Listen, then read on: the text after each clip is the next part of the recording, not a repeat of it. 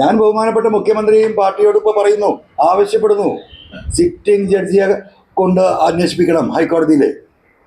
ഞാൻ തിങ്കളാഴ്ച ഹൈക്കോടതിയെ സമീപിക്കാൻ പോവുകയാണ്. ഇത്ര വലിയ ഒരു എന്താ പറയുക കൊള്ള, ടാക്സ് വെട്ടിപ്പ്, സ്വർണ്ണക്കള്ളക്കടത്ത്, ഈ പറയുന്ന ഡാൻസ് ഓഫ് സംഘത്തെ ഉപയോഗിച്ചിട്ടുള്ള ഇത്തരം കാര്യങ്ങൾ, മയക്കുമരുന്ന് കച്ചവടം, ഇതൊക്കെ അജിത് കുമാറും ടീമും നടത്തിയ എത്രയോ സാക്ഷ്യപ്പെടുത്തുന്ന തെളിവുകൾ നിങ്ങൾ തന്നെ പുറത്തുവിട്ടതാണ്. എത്രയോ നിരപരാധികൾ ജയിലിലാണ്. എന്താ ബഹുമാനപ്പെട്ട മുഖ്യമന്ത്രിക്ക് മാത്രം ഇത് ബോധ്യപ്പെടാത്തത്?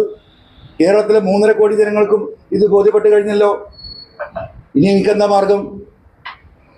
എനിക്ക് ആകെ ഇനി ജുഡീഷ്യറിയിൽ മാത്രമേ പ്രതീക്ഷയുള്ളൂ. കേരളത്തിലെ ബഹുമാന്യരായ ജഡ്ജിമാരൊക്കെ അത് കാണുന്നുണ്ടാവുമല്ലോ. അവരും മനുഷ്യരാണല്ലോ. ഈ വസ്തുതകൾ മനസ്സിലാക്കാനുള്ള നല്ല ബുദ്ധിയും ശേഷിയുള്ളവർ തന്നെയാണല്ലോ ഈ പറയപ്പെടുന്ന ജഡ്ജിമാരൊക്കെ. അവരിലാണ് എനിക്ക് പ്രതീക്ഷ. പാർട്ടിയെയും ഈ സംവിധാനത്തെയും വരും ഭാവിയിൽ കീർത്തിപ്പെടുത്തണമെങ്കിൽ ഈ അപകീർത്തി അന്വേഷിക്കണം എന്നാണ് ഞാൻ പറഞ്ഞത്. ഈ രീതിയിലാണ് ഈ പാർട്ടിയും ഈ സംവിധാനവും LDFും പോകുന്നതെങ്കിൽ 2026 ഇനി തെരഞ്ഞെടുപ്പല്ല മാഷേ, ആ തെരഞ്ഞെടുപ്പിൽ കെട്ടിവെച്ച പൈസ കിട്ടാത്ത സ്ഥാനാർത്ഥികൾ ഉണ്ടാവും. 20-25 സീറ്റിന് മേലെ LDFന് ജയിക്കാൻ കഴിയില്ല. ഇതാണ് ഈ സംവിധാനം ഇവിടെ തുടരണമെങ്കിൽ. ഈ അപകീർത്തിയെ ക്ലീൻ ചെയ്ത് ഇത് ശുദ്ധമാക്കേണ്ട ഉത്തരവാദിത്തം പാർട്ടിക്ക് LDF നേതൃത്വത്തിനുണ്ട്.